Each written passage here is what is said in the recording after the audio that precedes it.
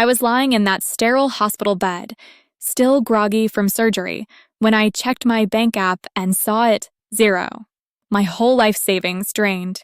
My chest tightened, not from the pain meds, but from rage. And when I saw his name in the transfer history, Derek, my husband, I swear I almost ripped out the 4. That man didn't just empty my account. He thought I'd be too weak to fight back. But Derek didn't know I'd planned for something exactly like this. And baby, he was about to learn real quick that I don't break, I calculate. Before we continue, let me know in the comments where you're watching from. I honestly love reading each one. And don't forget to like and subscribe. Now, let's get started. Okay, let me take y'all back. I'm 32, born and raised in Richmond, Virginia. I'm Kendra Lane. No middle name. My mom said middle names were for people who needed extra fluff. I'm like, thanks, Mom. Love the simplicity. She always used to say, simple is strong, and I rolled my eyes every time growing up. But now? Yeah, now I get it. I work from home, freelance digital illustrator. You know, book covers, indie game characters, that kind of thing. Not the most glamorous gig, but I love it. I got my little Wacom tablet, my noise-canceling headphones, lo-fi beats in the background, and I'm good. It's not a get-rich life, but it's mine. I've been stacking away whatever I could for years. By the time all this mess started, I had nearly $93,000 saved. In a separate account. One with my name on it and nobody else's. Not because I was paranoid or whatever. It's just, life's taught me to prepare. I've had friends lose everything in divorces or get played by guys who smiled sweet but left salt in their wake. And I wasn't going to be that girl. So yeah, Derek. Sighs, leans forward, y'all. Derek was that kind of fine that creeps up on you. Not in your face, not GQ. He had charm. That lazy, smooth-talking kind of vibe. We met at this spot downtown called Belly's, right off Main. I wasn't even supposed to be out that night. I was recovering from another situationship that went nowhere, and my best friend convinced me to get out the house. I wasn't looking for fireworks. I was looking for, not an asshole. And Derek, with that half-smile and some dad joke about the jukebox being stuck on heartbreak songs, got me to laugh. The itch didn't come right away. That came later. He said he sold home security systems. The irony of that ain't lost on me now. Protect what matters was literally on his business card. Man was built like a walking slogan. And I fell for it. Not fast, not hard, but enough. He started coming over a lot. First with smoothies, then groceries, then his PlayStation. One drawer turned into 3. I told myself, okay, we're just vibing. Don't rush it. But you know how it is comfort sneaks up on you like that.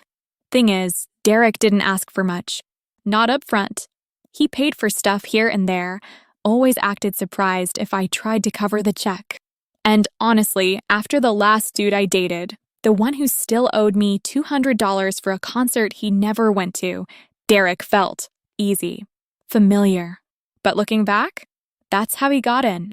By never taking big bites. Just little nibbles. Anyway, cut to a year later. We've been living together for 6 months by then. Things were good. Or, they looked good. I was working, he was working, we'd cook, we'd binge trash TV, we'd argue about who left the sponge in the sink. Normal couple stuff. Until I started getting these sharp, twisting pains in my lower abdomen. At first, I thought it was just stress. Then they kept happening. Bad. So I went in, got the scans, and boom, complications from endometriosis. The kind that didn't go away on its own. Doc told me surgery was the best move. I cried in the car, quietly, for like 7 minutes. Then I called Derek and told him. And he said all the right things. We'll get through this. I'll take care of everything. You just focus on healing. I mean, the man even downloaded a meal prep app. I thought I hit the jackpot. For the 2 weeks leading up to my surgery, Derek turned into Florence Nightingale, cooking for me, rubbing my back, waking me up to take my meds. One time I caught him watching YouTube videos about post-op recovery and I thought, damn, maybe I was wrong about him. My mom even liked him. Said he had good man manners. That's what she calls it when a man takes the cart back at the grocery store and remembers your birthday. So yeah, everything looked good. Seemed good. But here's what I didn't tell Derek. I had that $93,000 sitting in a separate savings account that I never connected to our joint one. And I had my reasons. One being, he never really asked what I made. He'd see my projects, smile, say, damn babe, that looks cool, but he never got specific. Never asked where my money went. That was fine by me. I told him that separate account was for taxes, which wasn't a full lie. I did use it to stash for quarterly tax payments, but the rest? That was my life savings, my backup plan, my if he cheats fund, my if the market crashes stash, my peace of mind. Fast forward, surgery day. I remember getting wheeled into the OR. Derek kissed my forehead, whispered, I'll be right here when you wake up, and I remember smiling, even though my stomach was eating itself from anxiety. I don't even remember going under. Just that cold, tinny taste in my mouth from the fore and then. Lights out. Waking up was a blur. I was groggy, puffy, tubes everywhere. My throat felt like sandpaper. I blinked at the clock and it was almost 3 a.m. Derek wasn't in the room, but that didn't worry me. I figured he went to grab coffee or sleep at home. Whatever. Out of boredom. And okay, nosiness. I grabbed my phone off the tray and opened my banking app. And y'all, my heart didn't skip or jump or do any dramatic TV stuff. It just stopped. $0. Like nothing. Gone. I stared at the screen like it had glitched. I blinked hard. Closed the app. Reopened it. Still 0. Then I hit transaction history. Transfer to Derek Lane. $35,000 next line. Transfer to Derek Lane. $42,000 and a third. Transfer to Derek Lane. $16,000 3 transactions. All in the past 48 hours. I remember whispering out loud. He didn't. But he did. He waited until I was in the hospital. Until I was out cold. And he took everything. I didn't scream. Didn't call him. I just sat there in that bed, with my throat sore and my belly stitched, and I stared at the wall like it might crack and tell me what the hell to do. Then I laughed. Like, soft. Just a little puff of air. Because I knew. I knew something had always felt off. And baby, if there's one thing I've learned in this life, it's that when your gut whispers, you listen. What Derek didn't know was that I had already started doubting him. Already started planning. Already started stacking receipts and screenshots and passwords and plan BS. He didn't know I was 3 steps ahead. And that's when I made the choice not to cry, not to panic, but to play the long game. I wasn't just mad. I was ashamed that I let it get this far. And yeah, maybe that sounds harsh, but when you ignore all the little red flags because you don't want to be alone, that's not love. That's fear dressed up in wishful thinking. So I started pulling receipts, literally. First stop? Our junk drawer. You know, that one drawer every house has, where batteries go to die and menus from 3 years ago live rent-free. I kept all our shared expenses in there, mostly out of laziness, but now, it was gold. I found this Target receipt from 2 weeks back. Said he went out for groceries and spent $263. No food on the list, though. It was like cologne, a speaker, and women's socks. Not my size. Not even close. I wear a size 10. These were SIXS. And Derek sure as hell didn't have dainty feet. That was clue 1. Clue 2? My Instagram DMs. See, I'd posted a random story the night before my surgery, just a clip of my cat, Waffles, climbing into my suitcase like she knew I wouldn't be home for a while. I didn't even tag my location, but some girl I didn't know replied, "Is Derek in Myrtle Beach with you?" 'Cause I just saw a dude that looks like him at the Marriott. My stomach dropped. I replied fast, just casual.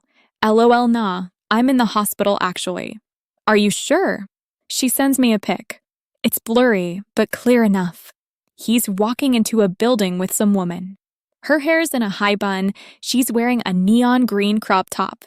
Derek's hand is on the small of her back. The Marriott logo glows behind them like a punchline. That's when I knew I wasn't being paranoid. I was being played. And the worst part? I wasn't even surprised. 3 months before that hospital bed moment, I'd already started gathering intel. Quietly, carefully, because something about Derek was just off. He had this way of turning every oops into a charm offense. Missed rent?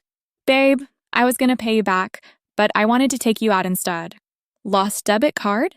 They flagged it for fraud, swear. Car payment mysteriously late? It's the bank's fault. They messed up my direct deposit. Always a reason. Never a solution.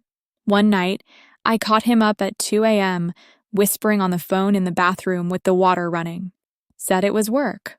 Who the hell needs to talk about security systems in the middle of the night while hiding in the tub?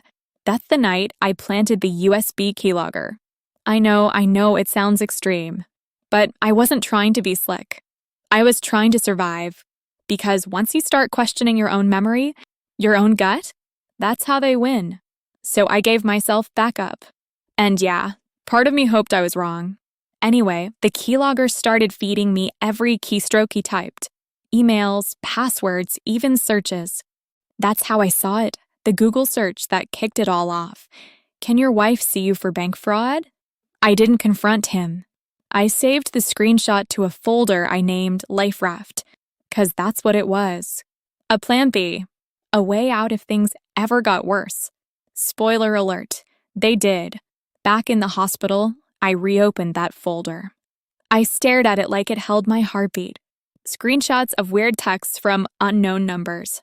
Late-night Amazon orders that never showed up at our place. Transaction logs. Even a screen recording I took when he left Facebook open and forgot to log out of Messenger. There was a message from some woman named Tay. Just one line, I miss you already. Drive safe, baby. Baby. Baby. I laughed. Out loud. Scared the nurse who was refilling my 4 bag. She was like, you okay? I said, nope, but I will be. The nurse raised an eyebrow and left me alone. Smart woman. So, Project Lemonade. That was the next step. I created a whole new identity online.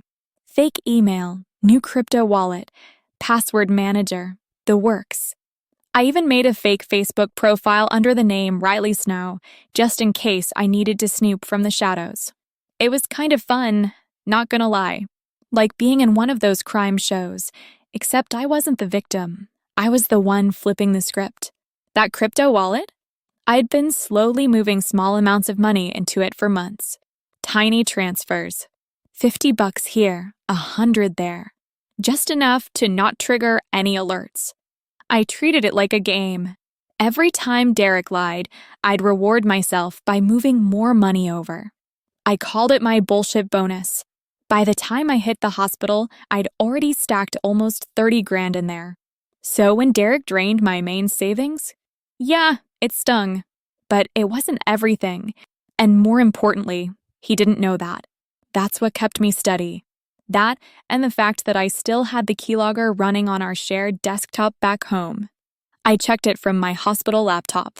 Watched as he logged into our bank. Watched him transfer funds, delete the email notifications. He even looked up how to turn off transaction alerts. The boldness. Every move he made was a breadcrumb. And I followed every single one. He even used my Uber account one night. Rookie move. I checked the ride history, pick up at our house, drop off at some seafood restaurant 30 minutes away. I Googled the menu. Lobster, crab legs, champagne. Real romantic. Definitely not solo dinner vibes. I could have gone nuclear right then, but I didn't. I wanted more. I wanted the truth in all its crusty, sleazy glory. And more than that, I wanted proof. The kind that couldn't be denied in a court or a family group chat. That's when I called Darren, my cousin. He's this chill, Tatted up hacker type who wears the same hoodie every day and drinks almond milk straight from the carton. We hadn't talked in months, but I knew he'd be down, especially since he still owed me for bailing him out of that car mess a while back. Hey, remember when I gave you $800 for that busted transmission? I said. He groaned. Damn. Don't lead with guilt. I need a trace. 3 transfers. Possibly a burner account. And a digital trail we can print clean. He paused. Is this a divorce thing? I said, it's a justice thing. He chuckled. I'm in. Just like that, we were back in business. I gave him access to the keylogger logs and screenshots. Within 2 hours, he had traced the IP addresses used to make the bank transfers. Not from our house. Not from his work. But from Myrtle Beach. Confirmed. Your boy's real dumb. Darren texted. Used public Wi-Fi. Logged into your bank from a coffee shop called Beantown. I burst out laughing in that sterile hospital room like I'd just heard the best joke of my life. A coffee shop. This man was stealing my money with a latte in hand. So I added that to the file. Date, time, IP, location. Boom. I started building a digital case file like it was my side hustle. Screenshots organized by date. Receipts in folders. Text saved in PDFs. Darren helped me make a backup on a secure drive labeled, in case of Damassery. I swear, it was like therapy. Real, hands-on healing. Like every file I saved was a piece of my dignity sliding back into place. And the whole time, I kept texting Derek like everything was normal. Hey babe, hope Waffles isn't shedding too much. Did the mail come? Missing you. He ate it up. Sent back kiss emojis and selfies like he was the doting husband. Meanwhile, I had footage of him using my DoorDash to send food to a hotel suite. Men really think women don't pay attention. But baby, we do. We just wait until we've got everything. So now I'm sitting there in the stiff-ass hospital bed, bruised inside and out, but plotting like a damn Bond villain within 4 drip. The pain meds made my head feel floaty, but it didn't stop the fire. If anything, it lit it faster. I had 6 days before discharge. 6 days to plan the kind of quiet, careful vengeance you don't learn from TV, you learn from getting burned. Over and over. First thing I did? Pulled up Darren on FaceTime. He popped up half shirtless, eating cereal straight from the box, eyes squinting like I'd interrupted his nap. What's up, Kaylane? I wasted no time. I need everything. Full trace, burner freeze, digital mirror. Derek played the wrong chick. He blinked. Damn. Aight, give me 2 hours. I leaned back, heart still jackhammering, and started cataloging every last shred of Derek's digital dirt. Everything I'd collected so far was just the pregame. I needed the ugly stuff now. Where he was. Who he was with. What he was doing with my damn money. And as fate would have it, Derek gave it to me. 2 hours later, Darren texted me, check your email. Password still, Ilivkendra123 LOL. I opened the file. Not only had Darren traced the IP addresses, he'd also synced Derek's Google account to a live location log. Turns out Derek didn't just go to Myrtle Beach. He'd been there. For 3 days. Booked a suite. Paid for couples massages. Rented a damn jet ski. I felt like I was watching a slow-motion car crash, but I couldn't look away. The audacity. The nerve. He even uploaded a photo to his private Instagram story. Darren got it through a cached link. It was a dinner table, candlelight, 2 wine glasses. Caption, finally getting the peace I deserve. I zoomed in. Her nails. Bright orange. Not mine. And that bracelet? Definitely not mine either.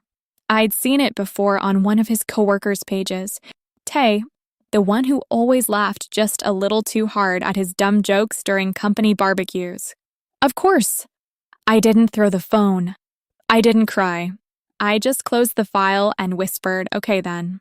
And that's when I flipped the switch. Phase 1. Control the narrative. I opened a new email account. Sent Derek a fake message that looked like it was from Chase Fraud Department. Suspicious login detected from Myrtle Beach, South Carolina. If this wasn't you, please confirm. I knew he'd click. I watched him do it live through the keylogger. He panicked. Tried to log into my bank again. Failed. Tried calling me. I ignored it. Then he sent a text. Derek, hey babe, weird alert on your bank. Did you see it? Me, no, I've been sleeping. You think it's fraud. Derek, I'll handle it. Don't stress. Don't stress. Lord, the gaslight was strong in this one. Phase 2. Lock it down. With Darren's help, we froze the dummy account I knew Derek was using as his stash spot. It was under some random LLC name, Lane Consultations, which was funny considering the only thing Derek had ever consulted on was what toppings to get on pizza. The account had $42,763 in it. Money from my savings. Darren flagged the activity, spoofed a pending investigation notification, and locked the funds in place. Derek tried logging in 3 times that night. Each time denied. Then the idiot called the number we'd planted in the spoof message. Darren answered, using a voice modulator that made him sound like a real bank rep, told Derek there was an internal compliance review and that all transactions will be subject to legal verification. I swear to God, Derek actually apologized to the fake banker. Totally understand, man. It's just my wife's account. We share everything. Darren muted the mic, looked at me through FaceTime, and mouthed, he's so full of SH**T. I laughed so hard my stitches hurt. Phase 3. Get him talking. The next morning, I played nice. Me, I'm starting to feel a bit better. You've been amazing through all this. I'm lucky. Derek, anything for you, baby. Just focus on healing. He sent a selfie. Fresh haircut, new chain, standing on a balcony. Behind him, ocean. I replied, that view is beautiful. Where are you? He paused for 2 minutes. Then, Derek, old friend's house. Needed some air. You said to take care of myself, remember. Boy, if delusion was a cologne, he was wearing it heavy. But I didn't challenge him. Not yet. I just saved the photo.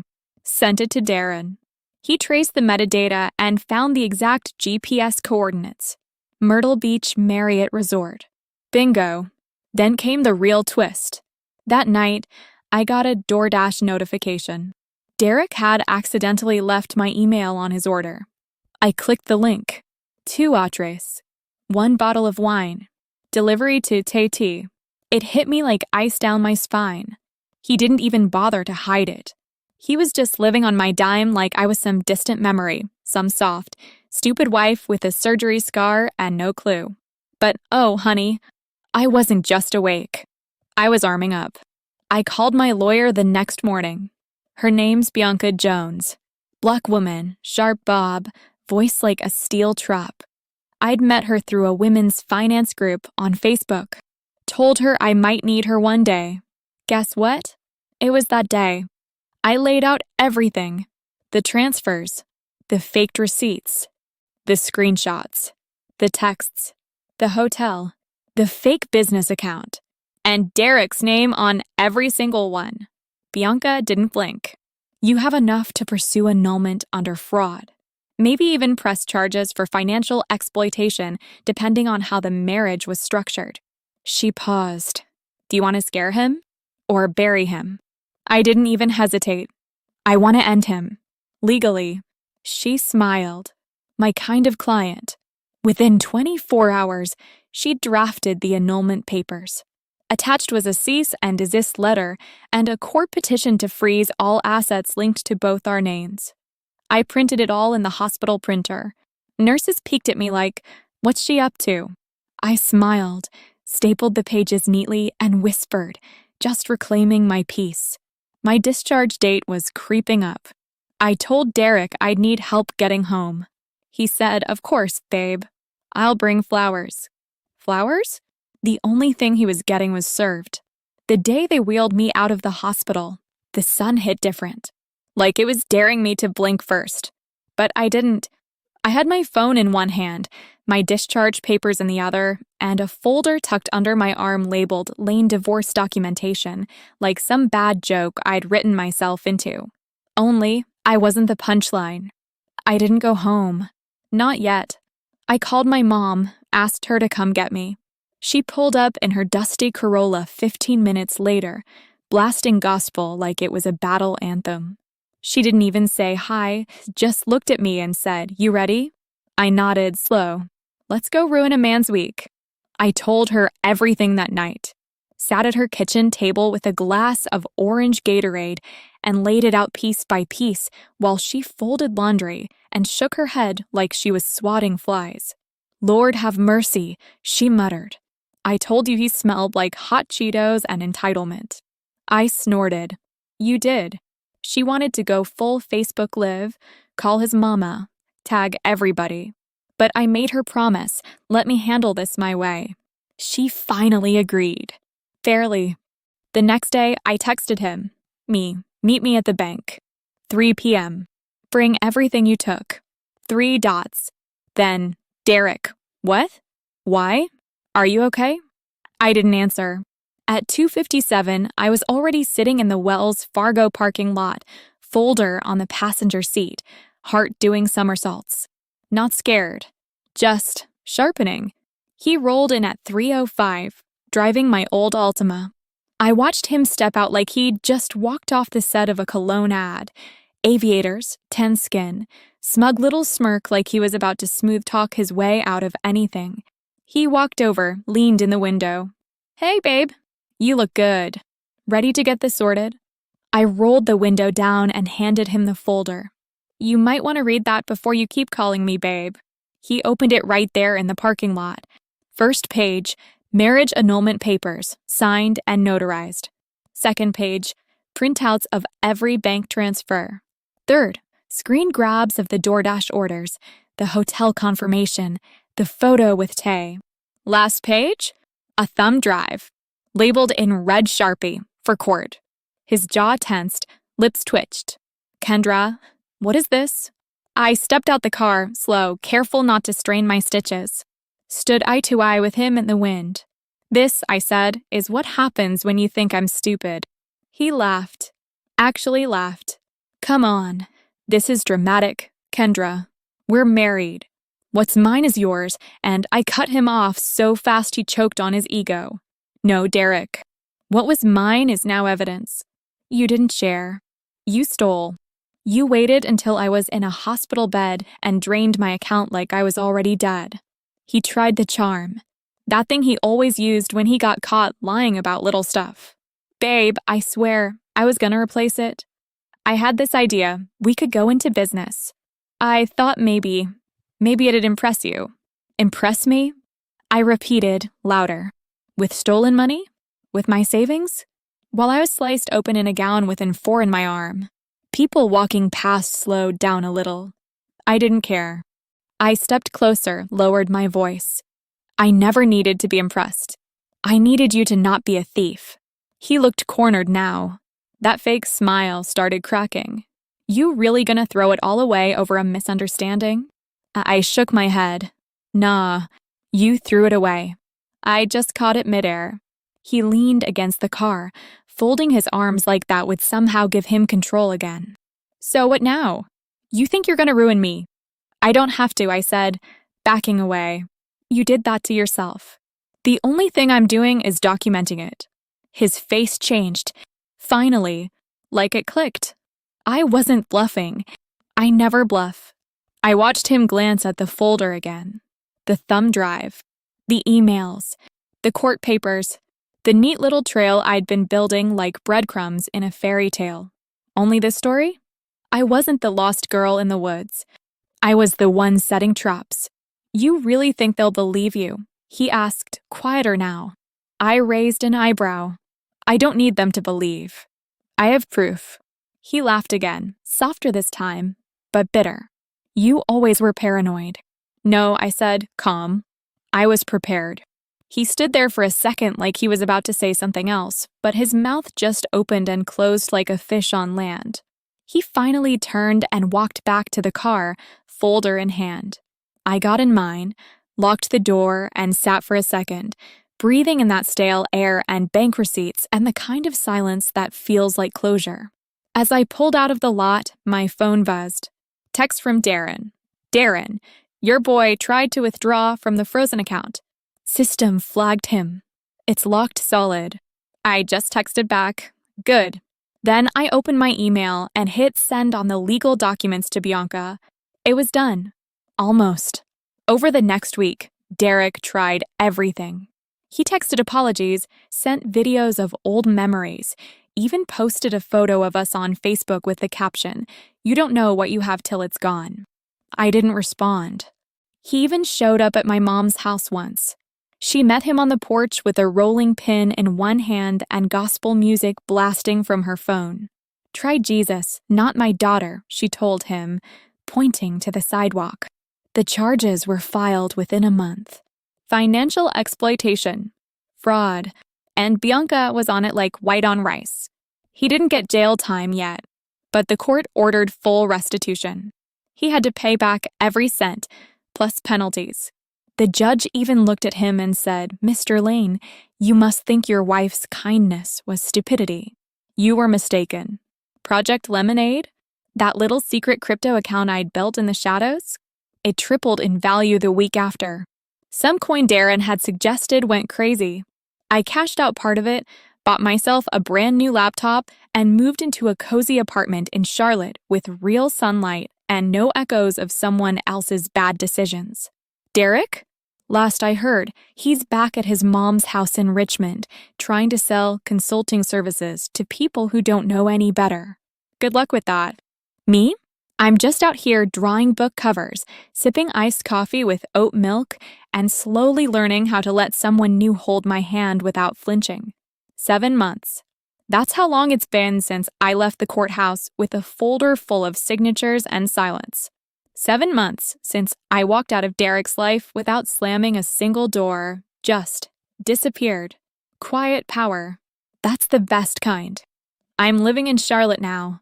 Small 1-bedroom on the 2nd floor, little balcony that overlooks this old oak tree where birds keep trying to nest in my flower pots. I let them. I figure we're both rebuilding. I've got a new couch, new art desk, new coffee maker that makes this click sound before it brews, like it's clearing its throat. It's the little things now. Little quiet comforts. And maybe the biggest shift? I'm not looking over my shoulder anymore. That took time.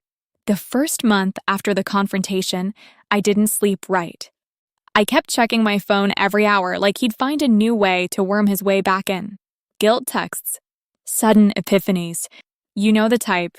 But he didn't. Not really. Once the restitution order came through and his name was locked into every system that mattered, he finally shut up. Or maybe just moved on to someone else. That part doesn't keep me up. I was too busy becoming a person again. See, it's wild how much of yourself you compromise in a relationship without even realizing it. Like, why was I whispering on the phone at night? Why did I double think every Amazon order? Why did I always say, "We're fine," when someone asked how things were, like I was talking about a shared thermostat? Now, if someone asks how I'm doing, I say, "I'm good." Not we. Just me.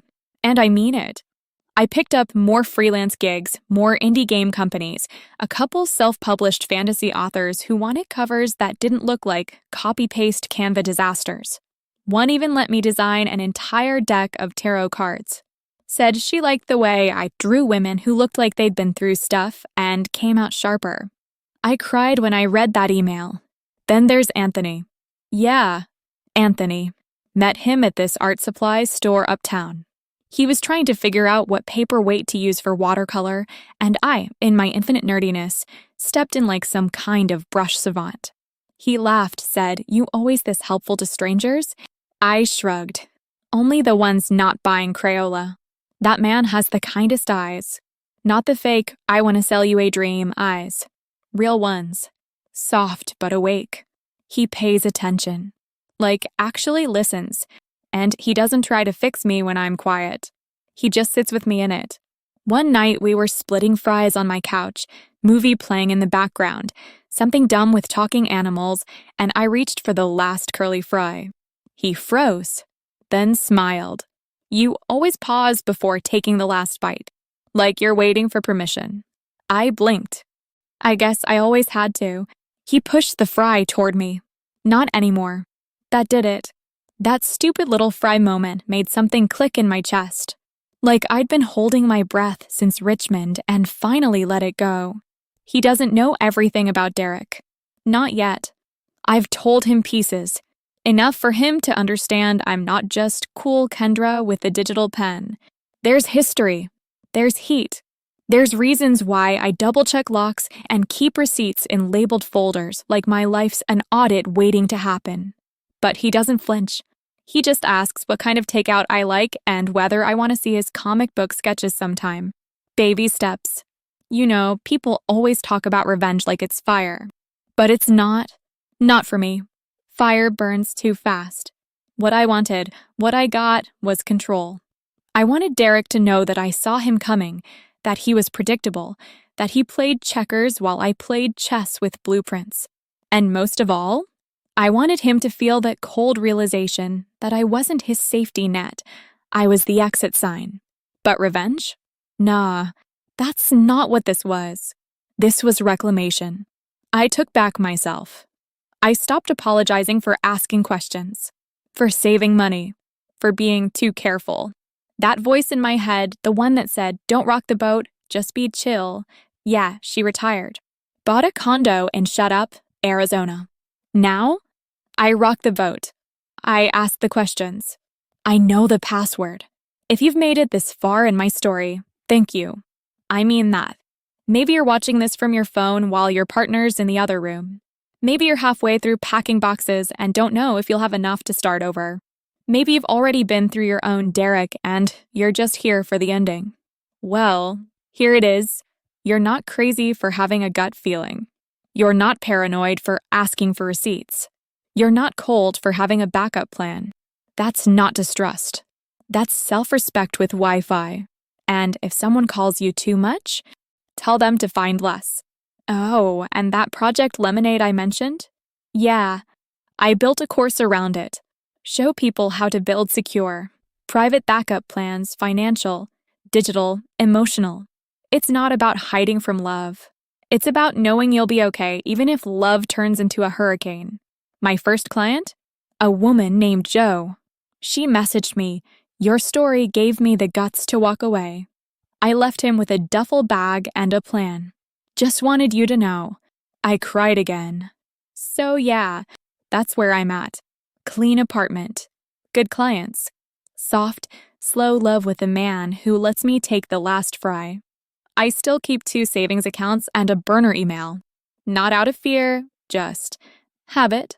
Because here's the truth. Some people will only love you if they think you're easy to manipulate. But when they realize you were never naive, you were watching, that's when the story flips. That's when you go from side character to narrator. And me? I don't break anymore.